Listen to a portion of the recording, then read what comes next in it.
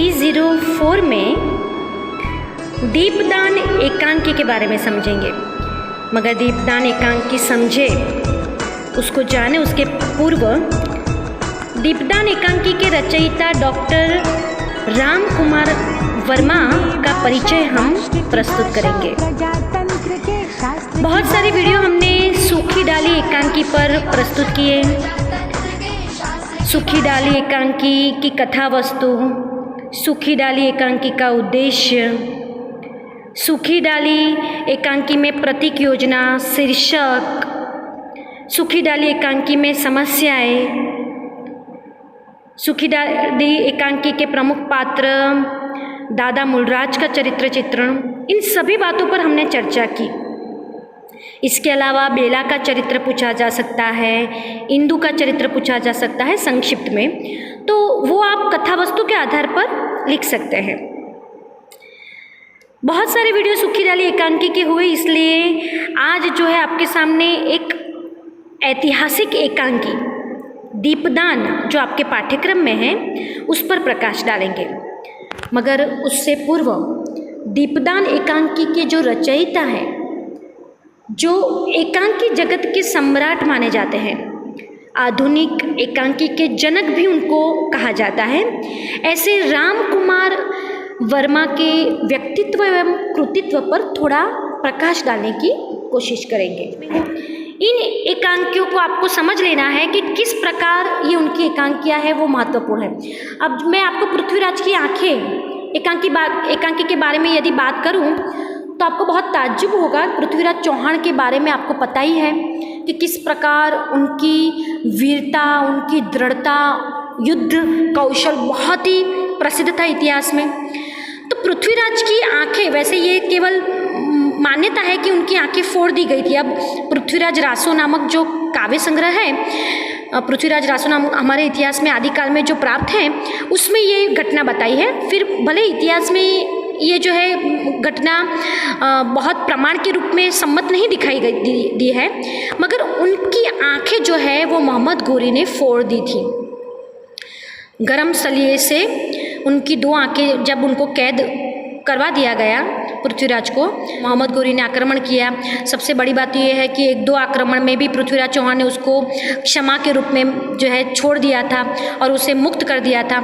हमारी ये जो दयाशीलता है, त्याग भावना है, उसमें भी हम कितने आहत होते हैं और उससे हमें कितनी विकट समस्याओं का सामना करना पड़ता है, ये भी एक इतिहास हमें बताता है। तो पृथ्वीराज चौहान ने कितनी भी बार मोहम्मद गोरी के आक्रमण में वो जीत भी गए थे और मोहम्मद गोरी को जाने भी दिया था, यानी उसको माफ़ भी कर दिया था। मगर एक समय ऐसा आया कि मोहम्मद गोरी इतनी बार आक्रमण उसने किया तो इसलिए उसकी वो पूरी योजना समझ गया था और फिर पृथ्वीराज चौहान को वो बंदी बना देता है जब फिर से वो आक्रमण करता है तब।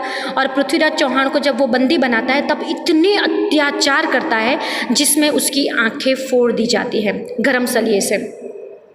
और तब पृथ्वीराज चौहान के मित्र चंद बरदाई, जो पृथ्वीराज चौहान के राज दरबार के कवि भी थे और बहुत अच्छे सुप्रसिद्ध जो है रचनाकार भी थे, वो उनसे मिलने के लिए आते हैं। तब दोनों के बीच जो हृदयपूर्ण संवाद है उसको यहाँ बताया गया है पृथ्वीराज की आंखें में। पृथ्वीराज चौहान इतने लहू से लथपथ है और इतने घायल अवस्था में है। चंद बरदाई जो है वो तो जीवित है, उनको कैदी नहीं बनाया गया, मगर वो जब अपने महाराज से मिलने के लिए आते हैं तो बहुत ही दुखी होते हैं, आहत हो जाते हैं। और उन दोनों के बीच जो संवाद होते हैं उसको यहाँ इस एकांकी में बताया गया है। पृथ्वीराज रासो में ये बताया है कि इन संवादों के बाद चंद बरदाई तय कर देते हैं कि किस प्रकार मोहम्मद गोरी को मारना है। और ऐसी कथा है, अब ये सर्वसम्मत कथा है कि नहीं, 100% सच है कि नहीं, मगर ये इतिहास में ये बातें मान्य है कि चंद बरदाई फिर मोहम्मद गोरी को उकसाते हैं और कहते हैं कि आपको पता नहीं है कि मेरे राजा जो है इतने अच्छे धनुर्धारी है कि उसकी तुलना आपके दरबार कोई भी धनुर्धारी नहीं कर सकता। तो राजा मोहम्मद गोरी तो बहुत अट्टहास्य करते हैं, व्यंग के रूप में कहते हैं कि अभी तो उसकी आंखें भी नहीं है, आंखें भी मैंने फोड़ डाली है, तो वो क्या बाण चलाएगा। तब चंद बरदाई कहते हैं कि आपको पता नहीं है कि शब्द भेदी बाण, केवल शब्द सुनकर उस दिशा में बाण चलाने में भी मेरे महाराज बहुत माहिर है। भले उनकी आंखें नहीं है, फिर भी वो ऐसे बाण चलाएंगे कि आपके श्रेष्ठ से श्रेष्ठ धनुर्धारी भी उसके सामने नतमस्तक हो जाएंगे। तब ये मोहम्मद गोरी के अहंकार को ठेस पहुंचती है और वो कहते कि ऐसा हो ही नहीं सकता। मैं जो है शब्द भेदी बाण प्रतियोगिता जो है वो करवाऊंगा और फिर देखता हूँ कि तुम्हारे महाराज करते हैं कि नहीं। अब चंद्रबरदाई की जो है युक्ति सफल होती है और फिर बहुत ही इतिहास प्रसिद्ध घटना है। विद्यार्थी मित्रों, आपको ध्यान में रखना है कि कैसे हमारे वीर और साहसी इस वक्त और चतुर जो थे वो कवि और योद्धा थे, क्योंकि कवि चंद्रबरदाई पृथ्वीराज चौहान के बारे में लिखते भी थे और युद्ध भूमि में बहुत ही युद्ध कौशल भी करते थे। तो उस वक्त वो एक छंद सुनाते हैं। जब शब्द भेदी बाण प्रतियोगिता होती है तब अपने राजा को सूचित करने के लिए कि मोहम्मद गोरी कहाँ बैठे हैं वो छंद के रूप में प्रस्तुत करते हैं। अब मोहम्मद गोरी को तो पता होता ही नहीं है कि ये किस प्रकार के छंद और छंद में क्या कहा गया है, तो वो 24 गज के दूर गज जो है और 8 अंगुल प्रमाण तापर सुल्तान बैठे हैं, का पूछो चौहान, यानी कि मुझे चौहान पूछे मत, इतने गज के ऊपर, इतने गज के दूर और 8 अंगुल प्रमाण यानी 8 हमारे अंगुल के ऊपर का सिंहासन सुल्तान का है। आप वहाँ शब्द भेदी बाण चला दीजिए, किसी को पूछने की ज़रूरत नहीं है। आंखें बंद थी उनकी, यानी कि क्योंकि जो है आंखें फोड़ डाली थी। कुछ लोग कहते हैं कि आंखें बंद करके उन्होंने जो है उस वक्त शब्द भेदी बाण में प्रतियोगिता में हिस्सा लिया था। अब वहाँ ये छंद सुनते ही पृथ्वीराज चौहान बाण चलाते हैं और मोहम्मद गोरी की हत्या कर देते हैं। फिर पता चलता है कि मोहम्मद गोरी की हत्या हो गई। तो आपको पता ही है कि जिसके शासन में चंद्रबरदाई और पृथ्वीराज चौहान थे वहाँ तो उनकी मृत्यु निश्चित ही थी, मगर उनके हाथों वो मरना नहीं चाहते थे, इसलिए चंद्रबरदाई ने अपनी हत्या और अपने राजा की हत्या यानी एक प्रकार की आत्महत्या कर दी, मगर मोहम्मद गोरी को मारकर आत्महत्या की। ये पृथ्वीराज रासों में जो है बताया गया है।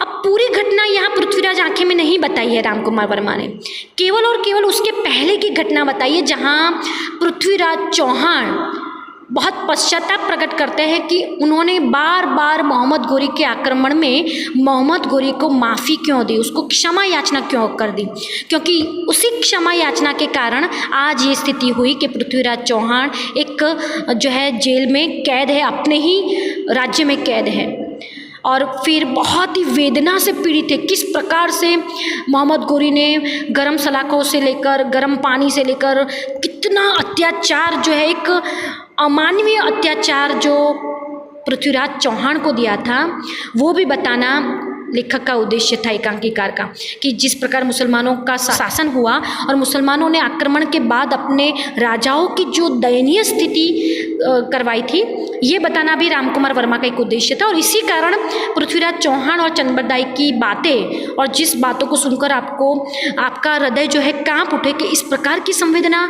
और इस प्रकार का अमानवीय अत्याचार जो है मोहम्मद गोरी ने किया था, ये बताने के लिए यहाँ पृथ्वीराज की आंखें जो है एकांकी में दोनों के संवाद बताए गए हैं।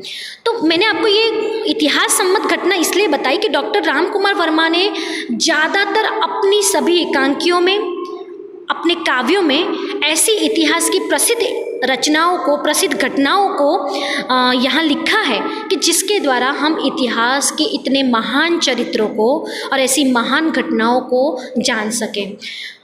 महान घटना और महान चरित्र को जानने के बाद हम अपने राष्ट्र के ऊपर गौरव स्थापित कर सके, इसीलिए डॉक्टर रामकुमार वर्मा इतिहास से ये सम्मत घटनाएं लिखते थे और इसी कारण ऐतिहासिक एकांकी रचने में वो सर्वप्रसिद्ध माने जाते हैं। अब आपको यदि दीपदान एकांकी के बारे में लिखना हो, दीपदान एकांकी की कथा वस्तु लिखनी हो, दीपदान एकांकी में प्रमुख पात्र का चरित्र चित्रण करना हो, या दीपदान एकांकी की कथा वस्तु लिखते हुए उसके उद्देश्य पर प्रकाश डालना हो, तो सबसे पहले मैं आपको हमेशा कहती हूँ कि आपको एकांकीकार का परिचय देना है।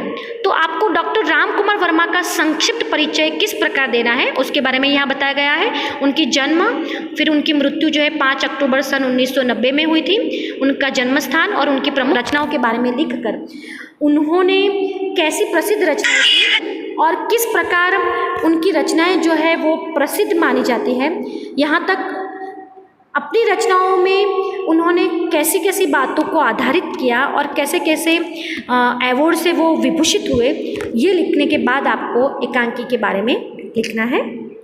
अब दीपदान एकांकी के बारे में हम अगले वीडियो में चर्चा करेंगे। धन्यवाद।